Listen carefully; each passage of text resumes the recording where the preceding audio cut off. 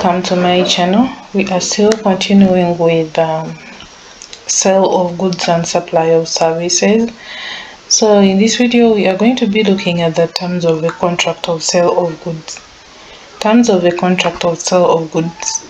So terms of a contract are representations of the rules which govern the contract. So we are going to be looking at the rules which govern the contract. So these terms vary in terms of importance. And we have those terms which have been agreed upon by parties, which are called the express terms. Then we have those terms which are simply incorporated by the operation of law, custom, or court, which are known as implied terms. So under the terms of a contract of sale of goods, we have the conditions and then the warranties. Then we have the express and then the implied terms. So we are going to look at each of them.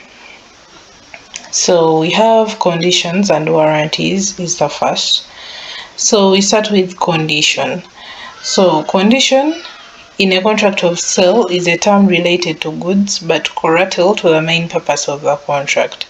So breaching a condition allows the buyer to reject and treat a contract as repudiated. The buyer may also seek for damages or loss caused by the breach. So condition is a fundamental term of a contract. It is so important, and if a condition is breached, the buyer can reject the goods and cancel the contract, and they can also seek for damages of any losses.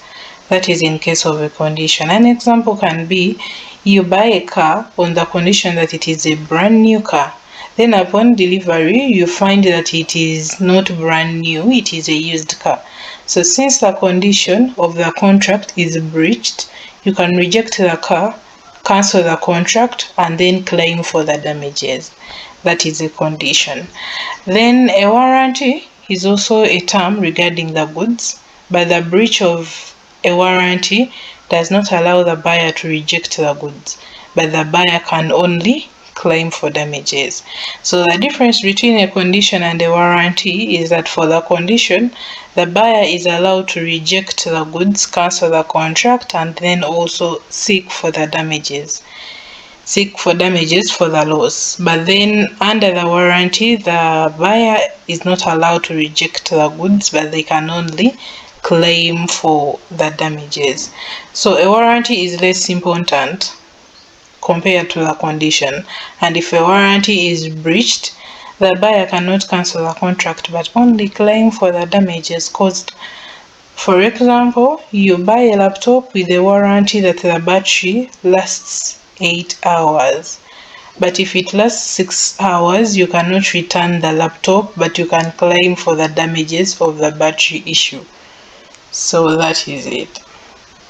Yeah, so Section 12 of the Sale of Goods and Supply of Services Act, it specifies that whether a term is a condition or a warranty depends on how the contract is interpreted.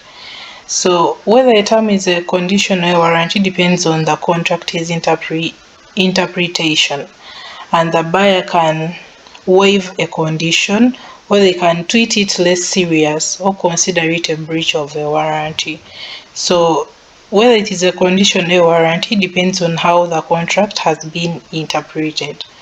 Yeah, for example, you buy a phone on the condition that it comes with a specific color.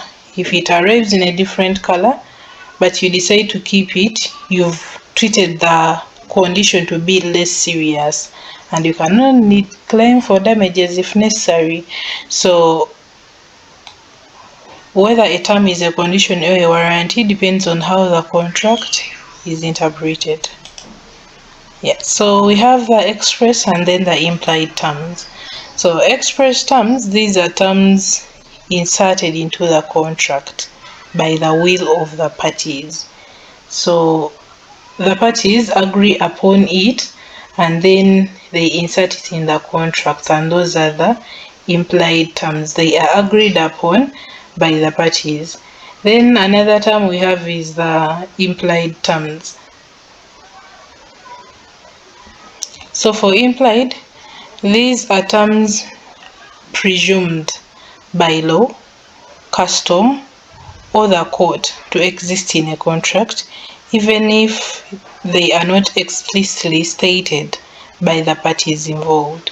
So implied terms, they are already existing, so they are inserted by law, by the custom, or by the court in the contract, even though it was not stated directly in the contract.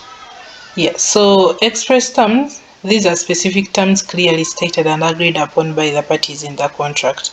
An example can be you sign a contract to buy a house, and the agreement states that the buyer will pay $200,000 by March 31st. The price and the date are express terms because they are stated in the contract. Yeah, the buyer will pay $200,000 by March 31st. So the price and the date are express terms because they are mentioned in the contract. So for implied terms, these are terms that are not stated in the contract, but they are assumed to be part of it. They are not stated in the contract, but they are assumed to be part of the contract by law, by custom, or by court interpretation to ensure fairness and practicability of the contract. So for example, you buy a loaf of bread from a shop. Even if the contract does not state it, it is implied that the bread will be safe to eat and fit for consumption as required by law. So you're not supposed to go to the shop and say, I want bread that is not expired.